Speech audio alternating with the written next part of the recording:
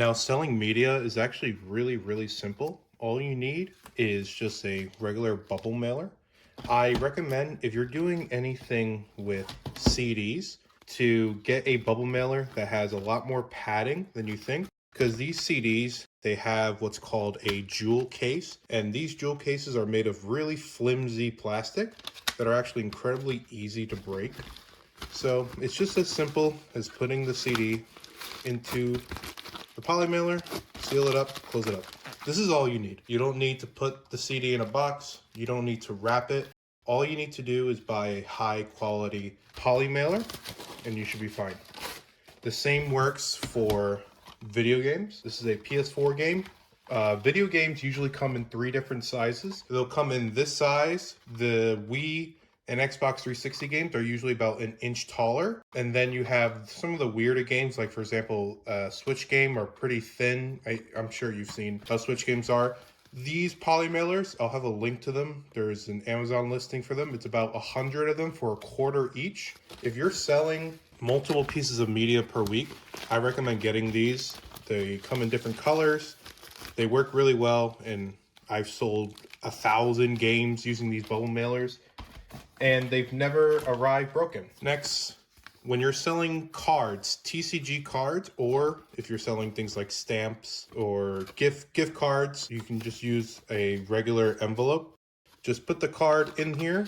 If you're selling really expensive cards, I don't recommend putting them in an envelope. I recommend using an envelope up to $20, because once you get past $20 for any kind of playing cards, eBay is going to charge you a normal rate, like $4 to $5 to ship, instead of the normal 69 cents for media mail.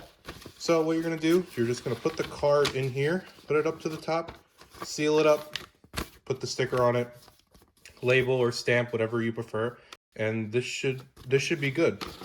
If it's a card that's worth more than $5 and you're selling TCG cards pretty regularly, I recommend getting a penny sleeve. I don't have one on hand.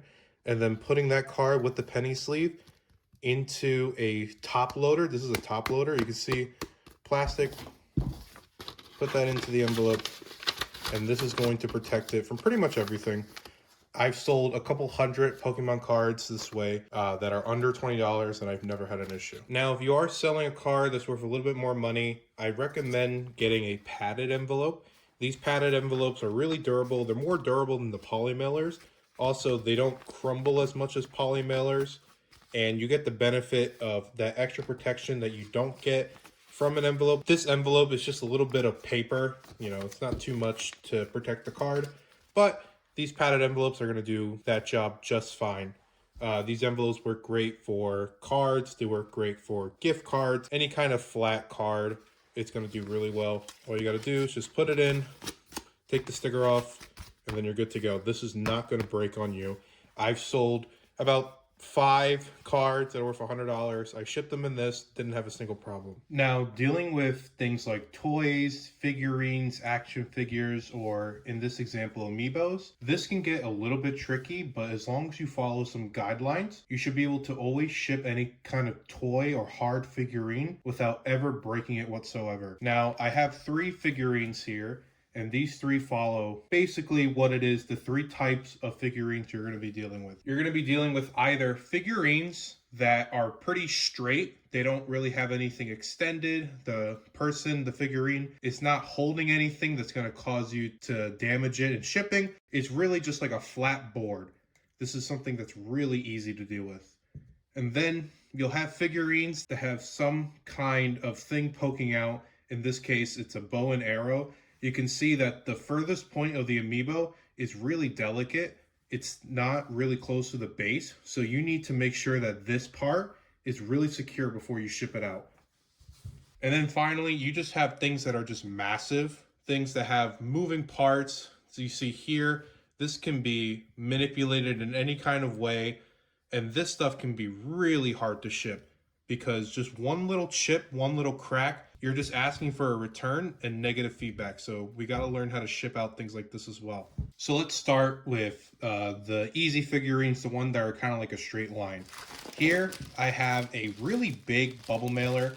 I extremely recommend you getting some of these if you ship out figurines, games, or anything that is just too big for a poly mailer, but too small where you want to have a box. This is 13 inches by 9 inches. You can see it's bigger than both of my hands. And this is going to save you a lot of money in boxes and in other shipping supplies like bubble wrap, for example. For this, I recommend putting a figurine like this in this poly bag rather than the black one I showed earlier, because we don't want to damage these kind of figurines. People who buy figurines, they buy it because they're going to have it displayed. So any kind of chips, any kind of broken pieces, any kind of damage whatsoever, they are going to return this, trust me. So for something like this, it's really just as simple as putting it in the poly mailer.